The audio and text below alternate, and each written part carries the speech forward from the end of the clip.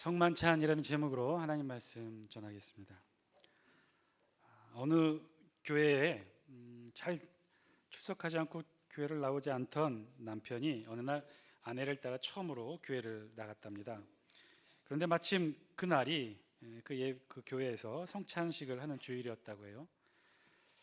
떡을 나누고 또 잔을 나누고 성찬식을 난생 처음 본 이 남편이 이 모습을 보고는 교회 고개를 갸우뚱하더니만 귓속말로 아내에게 이렇게 말했답니다. 야, 좀 이상하다. 그런데 왜 교회에서는 안주를 먼저 주냐? 분명분전할 때 떡을 먼저 나누는 모습을 보고 그렇게 생각했던 모양입니다. 전북 부안의 어떤 시골 교회에서 있었던 일이라는데요.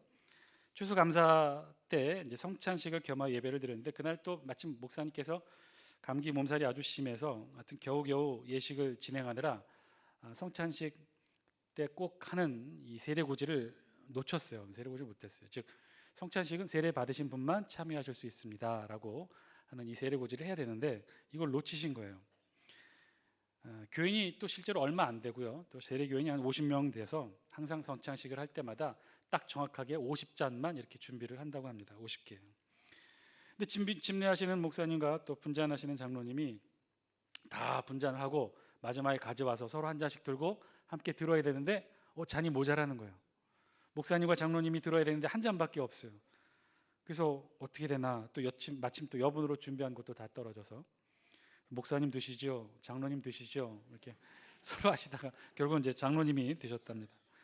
나중에 알고 보니까 분잔을 하는 중에 술을 아주 좋아하는 동네 아저씨가 그날따라 새로 교회에 나오셨고 목사님이 또 세례고지를 못했고 장로님이 분잔 전하면서 미처 말리지도 못하는 사이에 받아서 훌쩍 마셔버렸다는 거죠.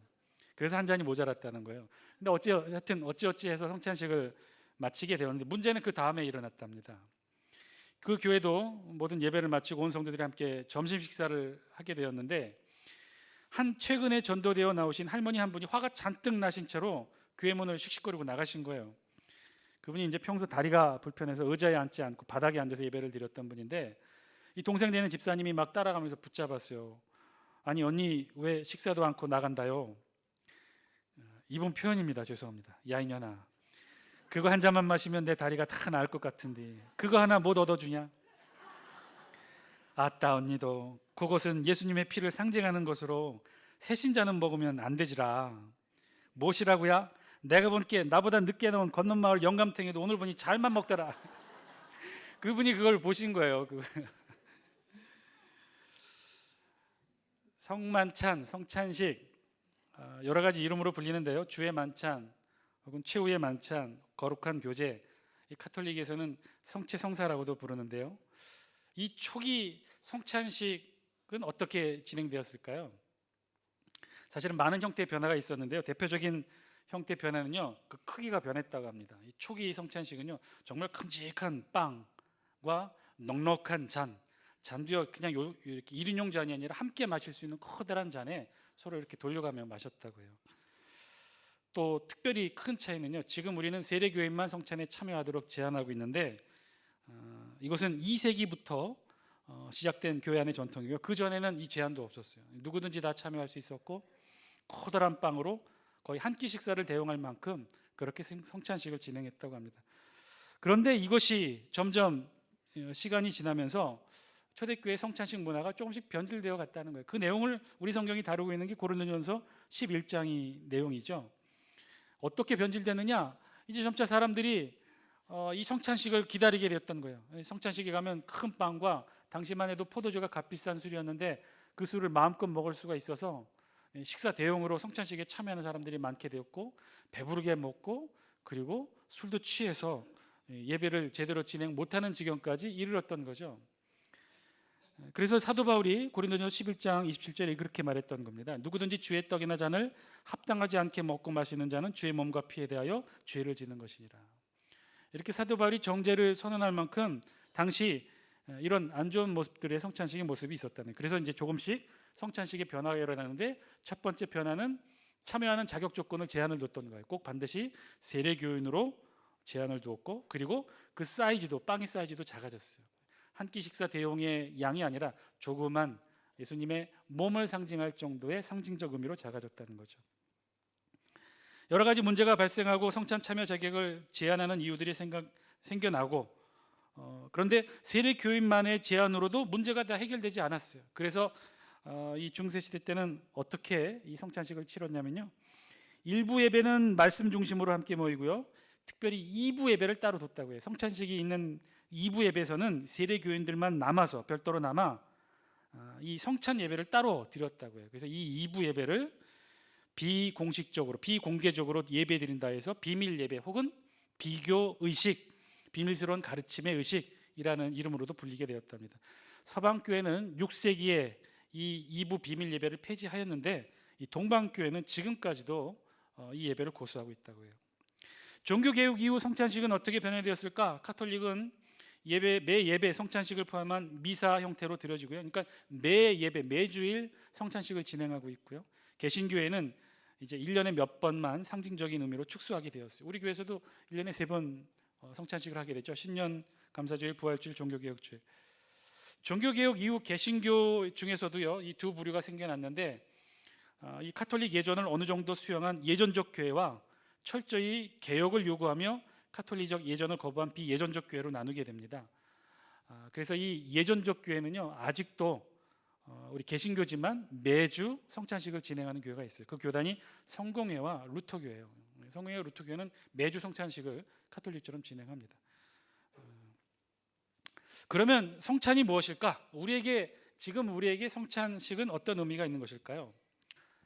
2016년도 일어난 사건인데요, 분당 지역에서 청소년 사역을 했던, 여러분들도 아마 젊은 분들은 다 아실 텐데, 라이즈 업 무브먼트 이 청소년 사역 대표의 이동현 목사가 성 스캔들로 폭로가 되게 됩니다. 그러니까 유명 청소년 단체 목사가 청소년을 상대로 성범죄를 일으켰던 거죠.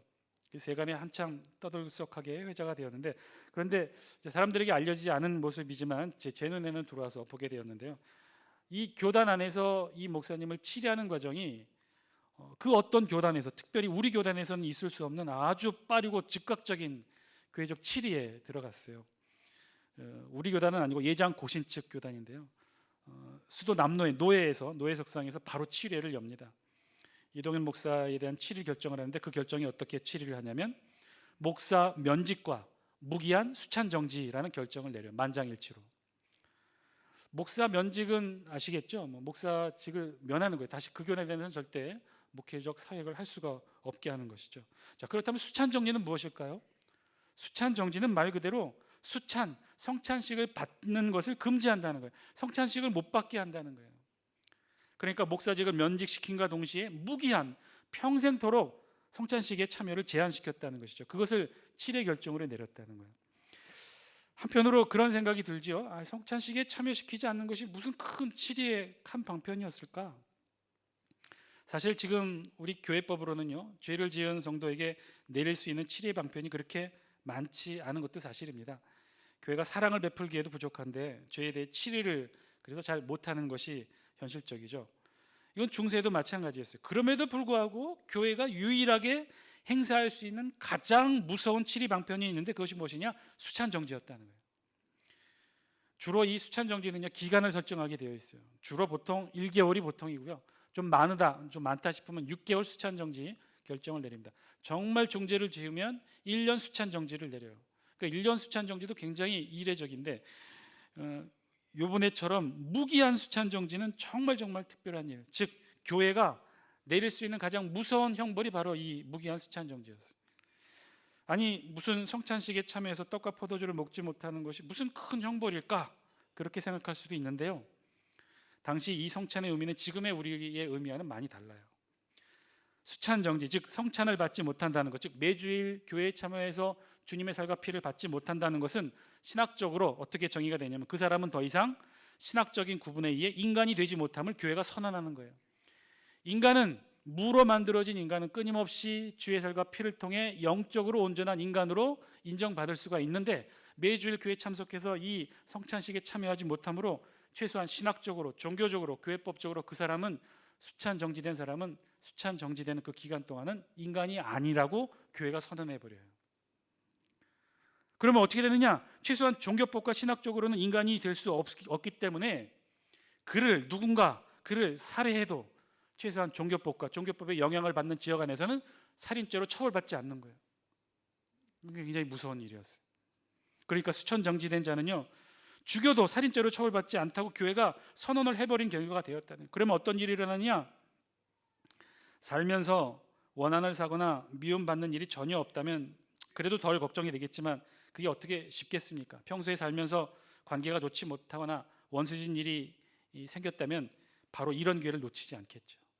서로 그런 일이 없다고 천사처럼 원한진 일이 없이 착하게 살았다 하더라도 재산을 노리고 강도나 범죄자들이 그런 수찬 정지된 자를 가만두지 않았다는 거예요.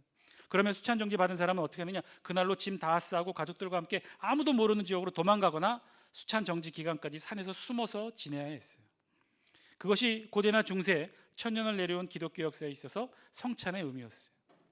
자, 이런 성찬의 의미, 그 처음은 어떻게 누구에 의해 세워지게 되었을까? 오늘 성경이 그 사실을 우리에게 말씀해 주고 있어요.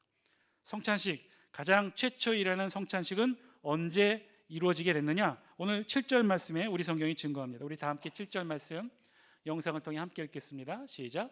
6월절 양을 잡을 무교절 날이 이른지라. 아멘. 언제 예수님께서 성찬식을 만드셨느냐? 6월절 양을 잡을 무교절 날이라고 하는 거예요. 자, 우리가 20장에서부터 예수님께서 여리고성에 들어오셔서 보내게 되는 마지막 고난주간 일주일을 기록한 본문을 우리가 읽고 있습니다.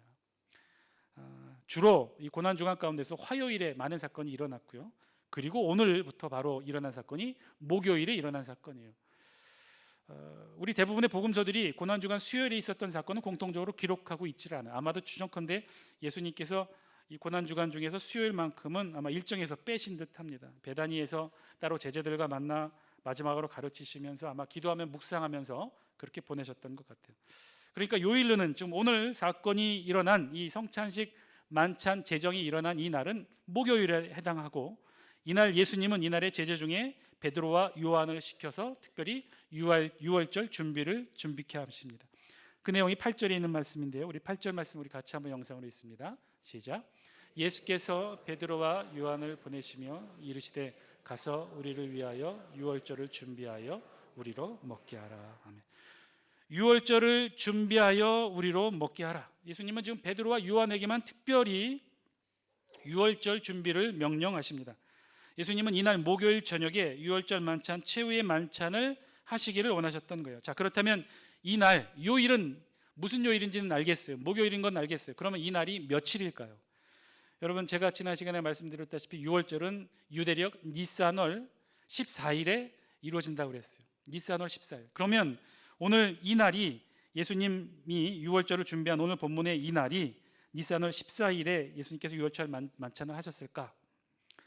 사실 이것이 왜 문제가 되냐면요, 예수님이 이 유월절 만찬을 하시고 그리고 저녁에 새벽 겟세마네 동산에 오르셔서 밤이 새도록 기도하시다가 다음 날 새벽녘에 체포되어셔요.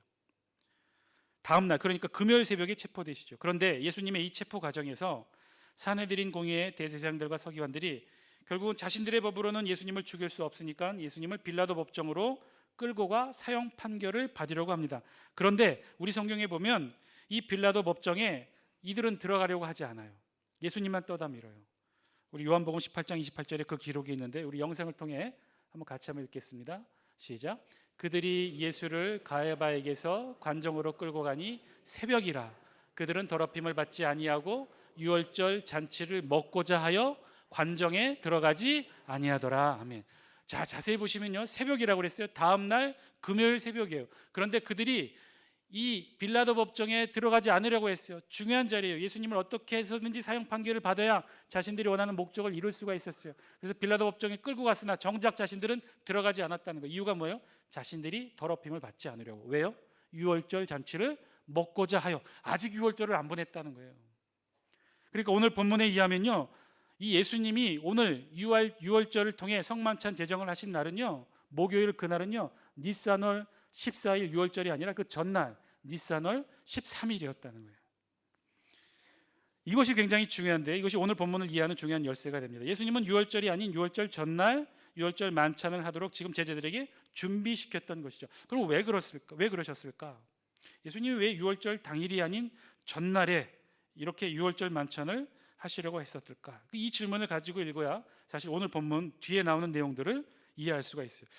준비를 맡은 베드로와 요한이 예수님께 묻지요. 9절에 보면 여짜오되 어디서 준비하기를 원하시나이까? 라고 묻자 예수님이 아주 이상한 말씀을 하셔요. 10절에 있는 말씀인데요, 우리 영상을 통해 같이 한번 읽겠습니다. 시작.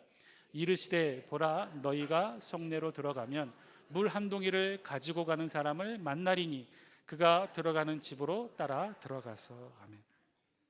다시 한번 자세히 꼼꼼히 읽어보면 재밌죠. 유월절을 어디서 준비할까요? 라고 제자들이 질문했는데 예수님이 뭐라고 하셨어요? 어디로, 어느 마을 주소를 알려주고 가라고 하신 것이 아니라 어떻게 알려주셨어요? 이상한 방법을 알려주신 거예요. 마치 꼭 무슨 비밀 첩보 작전을 연상케 하듯 마치 특별한 비밀스러운 접선 방법을 알려주시듯이 물 한 동이를 지고 가는 사람을 만나게 될 텐데 그 사람을 따라 들어가 그 집에서 유월절 준비를 하라는 거예요. 한편으로는 그렇게 생각이 될 수 있죠. 뭐가 이상해? 예수님이 뛰어난 신적 예지력을 가지고 있어서 누군가의 마음을 움직여서 혹은 유월절 식사를 이렇게 준비 있게 하셨을 수도 있을 것이다 라고 생각하겠지만 사실은 이게 어렵다는 거예요. 왜 그러느냐? 제가 아까 말씀드렸다시피 이 날짜가 언제라고? 유월절 당일이 아니라 유월절 전날이었다는 거예요. 여러분, 우리도 설 명절, 추석 명절, 또 얼마 전에 대보름 명절을 보냈는데 명절들 보내시죠? 그럼 명절 때 우리 음식 준비하잖아요. 누군가 이 명절에 찾아와서 음식을 달라 하면 네, 기꺼이 줄 수 있어요. 왜냐하면 음식 준비 많이 했으니까 그 음식 기꺼이 함께 나눠 먹을 수가 있죠. 그런데 만약에 대보름 하루나 이틀 전에, 추석과 설날 하루나 이틀 전에 찾아와서 설 음식, 명절 음식을 내어달라 하면 여러분 내어줄 수 있겠어요? 없죠. 그때는 한참 준비해야 될 때예요. 예수님이 신적 예지력을 가지고 다른 사람들을 다음날 유월절을 준비하는데 이 사람만 하루 전날 유월절 준비한 걸 예수님이 아시고 찾아가게 하신 걸까요? 아니에요. 그렇지 않아요. 그 해답은 사실 10절 그 말씀 속에 있어요. 우리 10절 말씀 다시 한번 띄워주실래요? 물 한 동이를 가지고 가는 사람을 만나리니 그가 물 한 동이를 가지고 가는 사람을 만나리니 에서 사람, 우리말 번역으로는 사람으로 번역했는데 헬라어로는 안드로포스예요. 이 사람은 어떤 사람일까? 남자일까요? 여자일까요? 이 안드로포스는요, 성별 구별 없이 보편적 인간을 가리킬 때 써요. 그러니까 저 사람이 남자일 수도 있고 여자일 수도 있어요. 그런데 그 다음 단어가 결정적 힌트를 줍니다. 그 사람이 남자일까요? 여자일까요? 그 다음 단어가 뭐였어요? 물 한 동이를 가지고 가는 사람을 만나리니 그가예요? 그녀가요? 그가.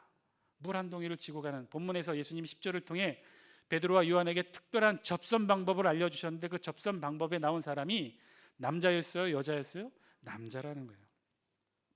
물 한 동이를 이게 왜 이렇게 중요하느냐? 여러분, 당시 유대 시대에 낮에 그것도 물동이를 지고 가는 사람은요 100% 여인이었어요. 남자는 물동이를 지고 가지 않아요. 간혹 어린이들이 늙은 노모 어머니를 대신해서 물동이를 나르기는 하나 이런 특별한 경우를 제외하고는 보통의 경우 물동이는요 여인들의 몫이었어요. 그래서 그것도 낮 시간에, 그것도 예루살렘 한복판에서, 그것도 유월절 명절로 준비하는 사람들이 붐비는 그 시각 그 장소에 물동이를 든 남성은요 누구든지 눈에 쉽게 띌 수밖에 없었다는 거죠. 즉 10절 말씀은요 사전에 예수님과 약속을 통해 만든 예수님이 만드신 비밀한 접선 방법을 자신이 설명해 주고 있는 거예요. 이것을 제자들 중에서도 가장 신뢰하는 베드로와 요한에게만 말씀해 주시고 이 비밀스러운 접선 방법을 알려주어서 이 베드로와 요한을 통해 유월절을 준비케 하신 것이죠. 자, 그러면 예수님은 왜 이렇게 하셨을까? 왜 특별한 이런 방법을 하셨을까? 그것도 날짜도 유월절이 아닌 유월절 전날 이렇게 준비를 하셨을까? 예수님은요 이 유월절 만찬 장소를 누군가에게는 사전에 알려지지 않기를 원하셨던 거예요. 그 누군가가 누굴까요? 22장 제일 앞부분에 나와 있던 사건이 뭐죠? 가룟 유다의 배반 사건이 우리 성경에 기록되어 있잖아요. 대제사장과 서기관들로 이루어진 산헤드린 공의회가 예수님을 죽이기로 결정을 했지만 죽일 수가 없었어요. 왜요? 당시에 예루살렘 성 안에 모였던 270만 백성들이 동요될까 두려워서 예수님을 체포를 못했어요. 어떻게 하면 예수님 혼자 있는 시간을 알 수 있을까? 이것을 고민하고 있었을 때 누가 찾아옵니까? 가룟 유다가 찾아와서 제안을 해요. 그리고 예수님을 체포할 수 있는 방법을 알려주죠. 그래서 이 가룟 유다가 좋은 제안으로 예수님을 배반해요. 우리 성경 6절은요 그 사실을 이렇게 표현합니다. 우리 성경 22장 6절 말씀 우리 영상을 통해 함께 읽겠습니다. 시작. 유다가 허락하고 예수를 무리가 없을 때에 넘겨줄 기회를 찾더라. 아멘. 유다가 예수님을 배반하면서 저들에게 넘겨준 정보가 뭐였어요? 무리가 없을 때, 예수님 혼자 있을 때 예수님의 정보를 저들에게 넘겨주기로 한 것이죠. 자, 다시 본문으로 돌아오면요, 왜 예수님은 마치 첩보 작전을 펴듯 이렇게 특별한 방법으로 유월절 마지막 식사를 준비하게 하셨을까? 그것도 유월절이 아닌 전날에. 이유는 단 하나, 가룟 유다가 이 사실을 알게 되어서는 안 되었기에 비밀리에 유월절 식사를 준비하려고 하셨던 거예요. 유월절 마지막 식사, 여러분 그 자리가 어떤 자리입니까? 예수님과 제일 가까운 최측근 12 제자들만 모여서 식사를 하는 자리였어요. 아무도 모르게, 그것도 뭐 큰 집도 아닌 작은 다락방에 모여 바로 이곳에서 이들이 함께 식사하는 이 자리, 이 예수님을 이 사내들인 공회에 넘겨주기로 작정한 가룟 유다에게는 아주 절호의 기회였겠죠. 따라서 아마도 오늘 이 장면을 영화로 만든다면 마지막 유월절 식사의 이 장면은 정말 피를 말리는 첩보전이 연출되었을 거예요. 유다는 어떻게든 예수님 마지막 유월절 만찬 자리를 알아내려고 노력했겠고, 예수님과 두 제자 베드로와 요한은 아무도 모르게 유월절 만찬의 식사를 준비하려고 했겠죠. 그 두 번째 힌트가 11절 말씀에도 나와요. 우리 11절 말씀 영상을 통해 함께 읽습니다. 시작. 그 집 주인에게 이르되 선생님이 내게 하는 말씀이 내가 내 제자들과 함께 유월절을 먹을 객실이 어디 있느냐 하시더라 하라. 그 물 한 동이를 이고 가는 사람을 따라 들어가서 그 집 주인에게 이르되 뭐라고 그랬어요?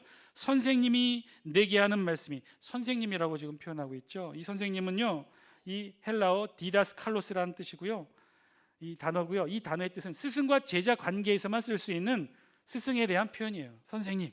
즉 이야기는요, 지금 이 사람이 물 한 동이를 이고 가는 남자를 따라 들어간 이 집 주인이 예수님과 아는 사이다, 모르는 사이다? 아는 사이라는 거예요. 그것도 아주 친밀한 사이예요. 예수님과 스승과 제자의 관계를 맺었던 자예요.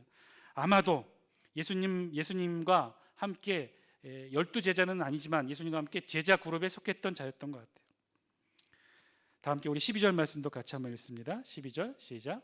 그리하면 그가 자리를 마련한 큰 다락방을 보이리니 거기서 준비하라 하시니. 아멘. 자, 이제 나왔네요. 여러분 익숙한 단어 나왔죠. 큰 다락방을 보이리니. 여러분 다락방 하면 뭐가 생각납니까? 사도행전에 나온 성령 강림의 장소 마가의 다락방이 생각나죠. 학자들의 연구에 따르면요, 이 유월절 만찬의 장소 큰 다락방이라고 나와 있는 12절 말씀에 나와 있는 이 장소는 마가라는 요한의 어머니의 집으로 추정합니다. 한마디로 마가의 집이었죠. 다 알았다는 거예요. 예수님을 잘 알았던 측근 예수님의 제자였다는 거죠. 예수님은 이 측근 제자, 그러나 예수님의 12 제자 그룹과는 별도의 제자에게 비밀리에 유월절 만찬을 준비케 합니다. 그 이유가 무엇이었을까? 예수님은 무엇 때문에 이렇게 비밀스러운 방식으로 마지막 유월절을 준비하신 것일까요? 예수님에게는요, 오늘 이 유월절 만찬이 너무너무 중요했어요. 예수님의 마지막 십자가에 달려 죽으시는 그 마지막 직전에 꼭 예수님이 하셔야만 했던 중요한 사역이 바로 이 유월절 마지막 만찬의 자리였어요. 그것은요, 예수님의 제자들과 함께 마지막 식사를 하시는 것이었어요. 예수님은 이 마지막 식사만큼은 꼭 하고 싶었어요. 사실 오늘 본문 누가복음에는 이 유월절 만찬 직전에 이루어진 한 가지 생략된 내용이 있는데, 오늘 이 마지막 만찬 자리에 시작하기에 앞서 예수님이 하셨던 것은요, 허리에 수건을 두르시고 일일이 제자들의 발을 찾아가 발을 씻겨주시는 세종례를 행하십니다. 그리고 다 12 제자의 발을 씻기신 이후에 그리고는 말씀하셔요. 우리 14절 15절 말씀입니다. 함께 읽겠습니다. 14절 15절입니다. 시작. 때가 이름에 예수께서 사도들과 함께 앉으사 이르시되 내가 고난을 받기 전에 너희와 함께 이 유월절 먹기를 원하고 원하였노라. 아멘. 이 유월절 먹기를 원하고 원하였노라. 예수님은요, 제자들과 함께 이 유월절 먹기를 원하셨어요. 아주 간절히. 그리고는 마지막 만찬답게 유월절 마지막 만찬답게 유월절을 폐하십니다. 16절. 내가 너희에게 이르노니 이 유월절이 하나님의 나라에서 이르기까지 다시 먹지 아니하리라 하시고, 이제 유월절을 폐하시고 새롭게 성만찬을 제정하셔요. 19절. 떡을 가져 감사기도 하시고 떼어 그들에게 주시며 이르시되 이것은 너희를 위하여 주는 내 몸이라. 20절. 잔도 그와 같이 하여 이르시되 이 잔은 내 피로 세우는 새 언약이니 곧 너희를 위하여 붓는 것이라. 너희가 이것을 행하여 나를 기념하라 하시고. 예수님은 이 구약의 상징인 유월절을 폐하시고요, 새롭게 성만찬을 제정하십니다. 여러분, 이 유월절 만찬, 마지막 만찬, 이 유월절에 있어서 가장 중심되는 음식이 무엇이라고 했나요? 쓴나물도 중요하고 무교병도 중요하지만 이 유월절 만찬에 있어서 꼭 없어서는 안 될 중요한 음식, 어린 양의 정강이 뼈, 그 어린 양 고기였죠. 그런데 오늘 본문 보시면요, 그 본문 어디에도 유월절 만찬임에도 불구하고 어린 양 고기에 대한 언급이 없어요. 그도 그럴 것이 실제적으로 오늘 본문의 날짜는 니산월 14일 유월절이 아니라 그 전날이었어요. 이날은요, 예루살렘 어디에서도 양고기를 먹지 않았어요. 다음 날 먹었겠죠. 다음 날 새벽부터 예루살렘 도시 전체에서 어린 양을 도살하는 대규모 살육의 축제가 열렸겠죠. 25만 6,500마리 어린 양들이 일제히 피를 흘려가며 죽었을 거예요. 그 피를 흘리는 어린 양들 사이에 우리 예수님도 피를 흘리며 십자가에 달리셨을 것입니다. 그리고 예수님은 이루십니다. 예루살렘을 뒤덮은 구약의 불완전한 유월절 어린 양의 피의 제사를 이제는 끝내시고 단번에 이루신 십자가의 보혈로 예루살렘이 아닌 전 세계를 덮으십니다. 어린 양의 피로 이스라엘 백성들이 출애굽할 수 있었다면 오늘 본문에 예수 그리스도의 이 유월절 보혈의 피로 우리 예수님은 천국의 문을 여십니다. 이 시대를 살아가는 저와 오늘 모두에게 주시는 천국의 문, 바로 이때 예수님의 보혈의 피로 열어지게 되었던 것이죠.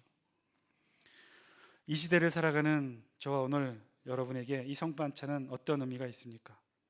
여러분들은 어떤 마음으로 성만찬에 참여해 오셨습니까?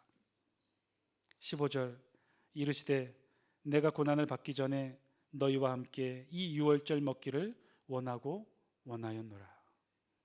어쩌면 우리 주님은요, 지금도 저와 여러분들을 바라보시며 우리와 함께 이 유월절 성만찬을 먹기를 원하고 계시지 않을까요? 어느 교회에서 있었던 일이랍니다. 성도 중에 여자 집사님 한 분이 계셨는데요, 이 집사님의 남편은 위암 말기 판정을 받고 병원에서 퇴원을 한 후에 집에서 말할 수 없는 통증 가운데 하루하루를 보내고 계셨습니다.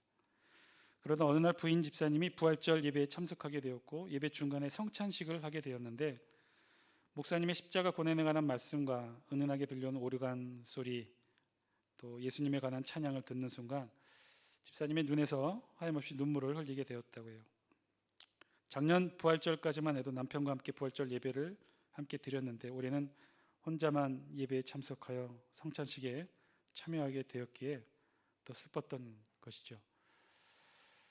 이제 차례가 되어 자신의 자신 앞으로 온 주님의 떡, 몸을 상징하는 떡을 받는 시간이 되었는데 그 안에는 그 조그만 떡을 받아들고는 먹어야 하는데 도저히 먹을 수가 없었답니다. 그래서 몰래 주머니에서 종이 한 장을 꺼내서 그 떡을 정성스럽게 쌌답니다. 그리고 잔도 미리 준비한 조그만 컵에 거기에 담았어요. 그리고 예배가 끝나자마자 아내는 이 두 가지를 들고 집으로 달려갑니다. 그리고 아내는 남편에게 다가가 종이에 싼 떡을 내밀며 이렇게 말합니다. 여보, 이거 드세요. 이것은 예수님이 십자가 위에서 당신을 위해 찢으신 주님의 살을 기념하는 떡입니다. 여보, 이것도 드세요. 이것은 당신을 위해 흘리신 주님의 피를 기념하는 잔입니다. 그런 아내가 너무나 고마워 남편은 고통스럽지만 가까스로 일어나서 경건한 마음으로 주님의 살과 피를 먹었답니다. 그리고 아내는 돌아서서 하나님께 기도합니다. 하나님, 용서해 주세요. 주의 성찬을 이렇게 가지고 오는 것이 아닌 줄은 알지만 병 때문에 교회에 가지 못하는 남편에게 꼭 먹여드리고 싶었어요.